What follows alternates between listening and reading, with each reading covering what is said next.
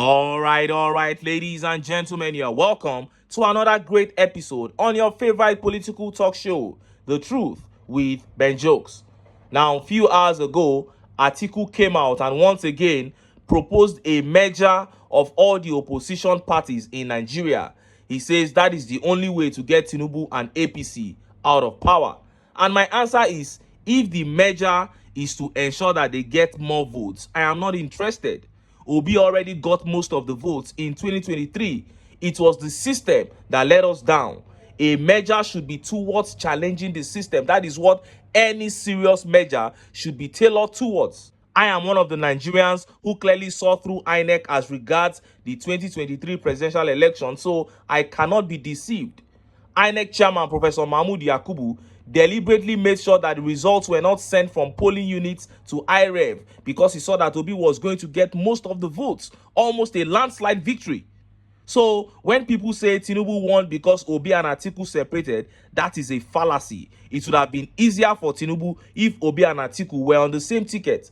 The Muslim votes wouldn't have been divided. It was the division of Muslim votes that provided the first obstacle for Tinubu. So when Atiku came out and began saying Nigerians should learn from Senegal, that we should learn from what happened in Senegal, how the opposition parties were able to merge and remove the incumbent, Nigeria said, listen, old man, a merger is not the problem, but you must shelve your ambition.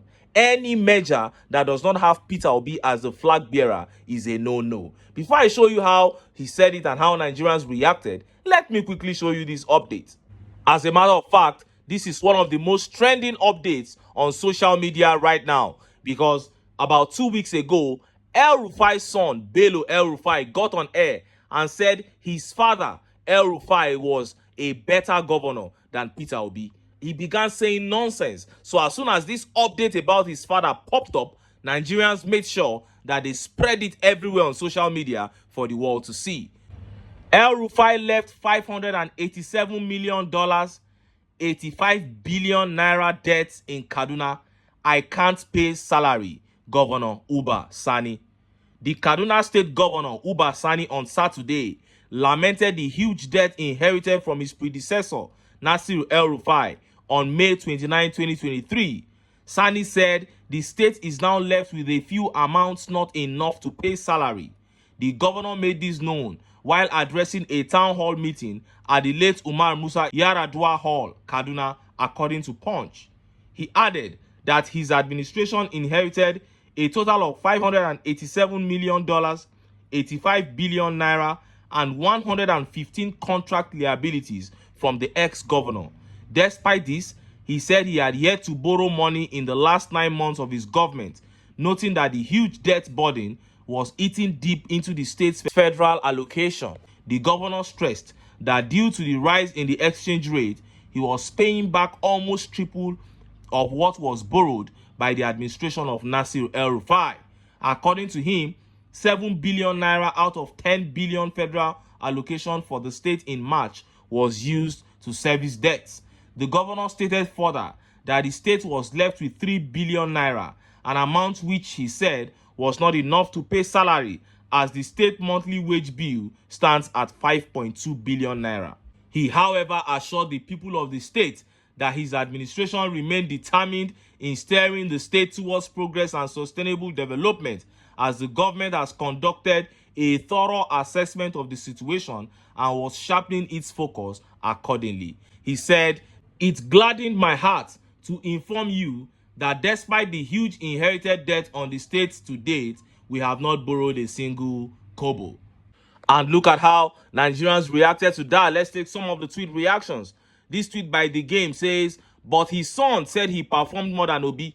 Check any state APC has governed and check their debt profile." And Cute Boss here replied by saying, "His useless son, you mean? I'm telling you." And to think that that boy is a House of Rep member, these people are out to just completely finish this country. And this tweet by Engineer Shaibu says, "El-Rufai killed Kaduna State. Even his own successor is now handicapped for several years to come." Wow. And this tweet by Mr. Brain says, "The world can see the reason why Peter Obi is exceptionally most excellent, but tribalism will always keep Nigeria down. That is it. A man was able to do so much and he saved billions for his state. This tweet by Sefini says, when there is debt, they can do everything except welfare of the citizens. That is it. Oh, they go ahead and collect humongous debts, and they come and tell you that it is at the detriment of your own welfare. What a shame. And this tweet here says, Bello EL-Rufai, come and see something. They said your father left the state coffers empty while leaving a huge debt as long as your neck. Wow, this is a very good one. This is a very fantastic one for a shameless young man. Now, let us look at what Alhaji Atiku Abubakar said to opposition parties in that speech. Look at how the papers reported it. We can learn from Senegal, form strong coalition and send Tinubu APC packing, Atiku tells opposition parties. Former vice president and presidential candidate of the PDP in the 2023 general elections, Atiku Abubakar, has congratulated the Senegal's president-elect Bassirou Diomaye Faye for a well-deserved victory. Atiku also advised him to ensure that his election would not only be beneficial to the people of Senegal, but should also be an inspiration to the rest of the people of the West African sub-region.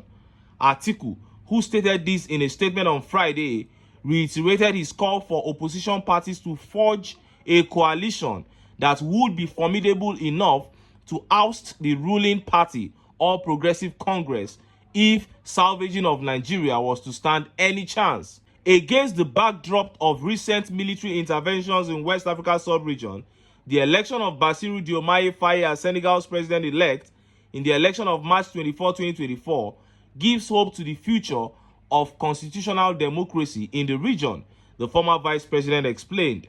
Atiku, however, noted that there was a huge lesson for Nigerians and elsewhere to learn from the Senegal experience. It is an affirmation that democracy, which is anchored on the supremacy of the ballot, represents the best form of government. It is also possible for the electoral umpire to run an election on the basis of the law and its own guidelines that give confidence to all parties and the voters. He said that Nigeria's experience both 2019 and 2023 show clearly that INEC performed below this expectation, whereas in Senegal, the responses of the major actors and the citizens are a validation of the process of the election that voted for President-elect Bassirou Diomaye. It is important to know that last Sunday's election in Senegal follows the trend of that in Nigeria in 2015, that the opposition can indeed be victorious in an election conducted by the ruling party.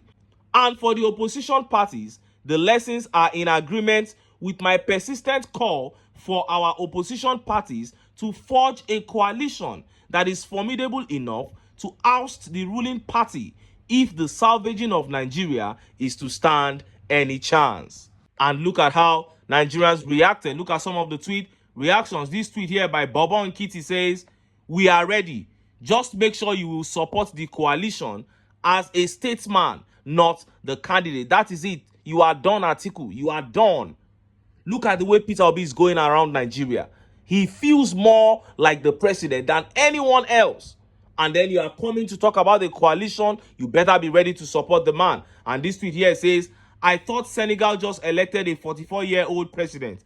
I think you should give up now and support Peter Obi for the 2027 election." And this tweet by Tony Aja says, "What Nigeria needs right now is a total electoral reform where every vote counts.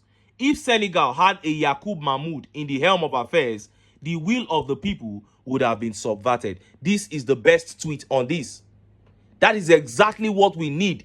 If we are looking at the system, it is obvious that the system will never give Nigerians what they want. So many prominent Nigerians have come out to say this, and even you and I know this. So if the people want to take their country back, they better be ready to do that at the ballot and on the streets, because these people will never give up power easily. So if an elder statesman like Atiku is talking about a coalition, he better be talking about people coming together to fight and not just to get votes. And this tweet here says, "You were not ready to learn, hence we are where we are today. If you have played the role of a kingmaker, stepped down for Peter Obi and built a strong coalition around him, with the support of Wike and others, Tinubu wouldn't have had a chance. But your selfish desire to be president by all means, even to the extent of almost destroying PDP. Not that you people are better anyway. This is medicine after death, Oga. Let's hope Nigerians will believe you this time. And if you will be willing to give a better candidate a chance when the time comes. I don't really know why Atiku is so desperate to be president, but I can state categorically that PDP is clearly better than the APC. I was in this country under the PDP, and I am still in this country under the APC. The difference is clear. I am clearly for Peter Obi, but I have to say the truth on this.